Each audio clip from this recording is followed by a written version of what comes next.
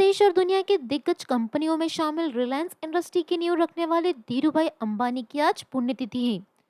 धीरूभाई अंबानी का निधन 6 जुलाई 2002 को हुआ था। उन्होंने शून्य से लेकर शिखर तक का सफर तय किया था और उनके जाने के बाद उनके बेटों ने उनकी विरासत को आगे बढ़ाया। 28 दिसंबर 1932 को जन्मे धीरूभाई अंबानी की आज 6 जुलाई 2023 को 21वीं पुण्यतिथि है और इस मौके पर उनकी बहू टीना अंबानी ने एक इमोशनल नोट भी लिखा है। टीना अंबानी अक्सर अपने सास ससुर के प्रति अपना प्यार जाहिर करती रहती है। वो हमेशा धीरूभाई अंबानी के बर्थडे हो या फिर पुण्यतिथि उनके साथ तस्वीरें जरूर पोस्ट करती है। अपनी फैमिली फोटो शेयर करते हुए टीना अंबानी लिखती है, धीरूभाई अंबानी ने कल वही किया था जो शेष भारत आज कर रहा है। कई मायनों में अपने समय से बहुत आगे, एक सच्चे दूरदर्शी। घर पर उन्होंने हम में से प्रत्येक को लीक से हटकर सोचने, खुद का बेस्ट वर्जन बनने और आत्म साक्षात्कार के लिए खुद को समर्पित करने के लिए प्रोत्साहित किया। हम आपको हर दिन याद करते हैं पापा, और हम आपके अनंत ज्ञान को अपने जीवन में लागू करने का प्रयास करते हैं। आपको बता दें, धीरूभाई अंबानी एक दिग्गज बिजनेसमैन होने के साथ साथ एक आदर्श फैमिली मैन भी थे। वो अपने पूरे परिवार के साथ उनकी ताकत बनकर रहते थे। धीरूभाई अंबानी ने अपने दम पर रिलायंस इंडस्ट्रीज की नींव रखी और उसे देश की बड़ी कंपनियों में शामिल किया। न तो वो किसी कारोबारी घराने से आते थे और न ही उस वक्त उनके पास पैसे थे। उनका बचपन भी अभावों में बीता था और उन्होंने अपनी मेहनत के दम पर अरबों रुपए का कारोबार खड़ा कर दिया।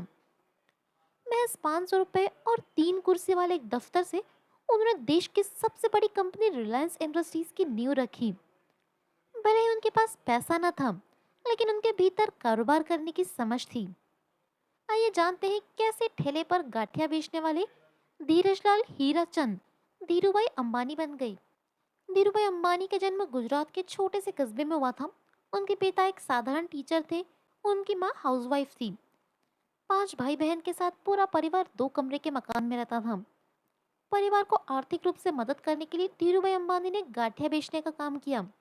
वो गिरनार की पहाड़ियों के पास गाठिया बेचते थे और उससे जो कमाई होती थी वो अपनी माँ को सौंप देते थे। 10वीं पास करने के बाद वो 1949 में भाई रमणीक लाल के पास यमन चले गए। वहाँ उन्हें एक पेट्रोल पंप में नौकरी मिल गई। 300 रुपये की सैलरी पर उन्होंने पहली नौकरी की, और लेकिन अपने काम और मेहनत को देखकर पेट्रोल पंप मालिक ने उन्हें मैनेजर बना दिया। धीरूभाई का मन नौकरी में नहीं लगा। वो हमेशा से ही कारोबार करना चाहते थे। जो सेविंग बची उसे लेकर वो अपने देश लौट आए। 500 रुपये लेकर वो मुंबई पहुंचे। उन्होंने अपने चचेरे भाई चंपकलाल दिमानी की मदद से रिलायंस कमर्शियल कारपोरेशन कंपनी की शुरुआत की। कारोबार की समझ तो उन्हें पहले से ही थी। उनकी कंपनी की मदद से उन्होंने पश्चिमी देशों में अदरक, हल्दी और अन्य मसाले बेचना शुरू किया। इस तरह से धीरूभाई अंबानी की एंट्री कारोबार में हो चुकी थी। उन्हें बाजार और मांग की अच्छी जानकारी थी। वो समझ चुके थे कि आने वाले दिनों में पॉलिस्टर कपड़ों की मांग बढ़ने वाली है। वो हमेशा आगे की सोचते थे और फिर कारोबार शुरू करते थे।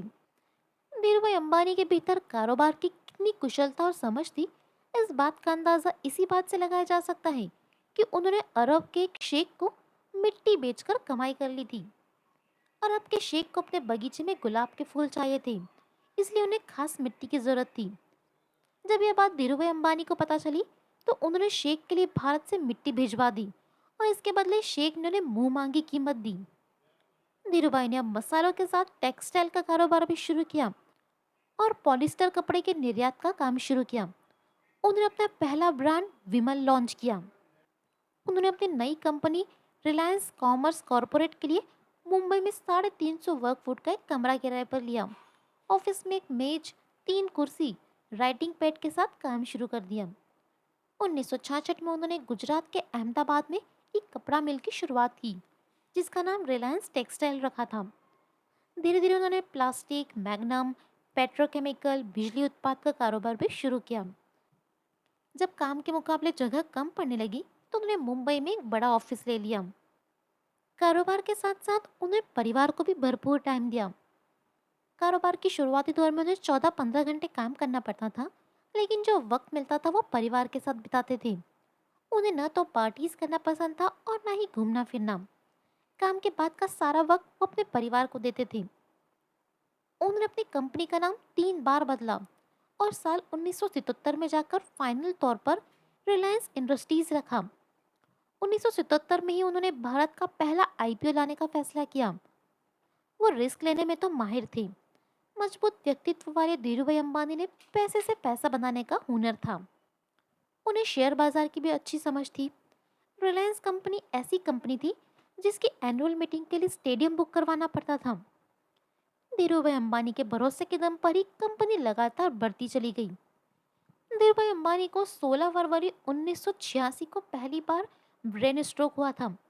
पहले स्ट्रोक के बाद उनके दाहिना हाथ लकवाग्रस्त हो गया था। अपने पहले झटके के बाद उन्होंने रिलायंस इंडस्ट्री को अपने बेटे मुकेश अंबानी और अनिल अंबानी को सौंप दिया था। इसके बाद 24 जून 2002 को उन्हें एक और स्ट्रोक का सामना करना पड़ा और उन्हें ब्रिज कैंडी हॉस्पिटल में भर्ती कराया गया। उस वक्त वो कोमा में थे और उन्हें लाइफ सपोर्ट सिस्टम पर भी रखा गया। 6 जुलाई 2002 को उन्होंने अंतिम सांसें ली और इस दुनिया को अलविदा कह दिया। हम धीरूभाई अंबानी को उनकी पुण्यतिथि पर श्रद्धांजलि देते हैं।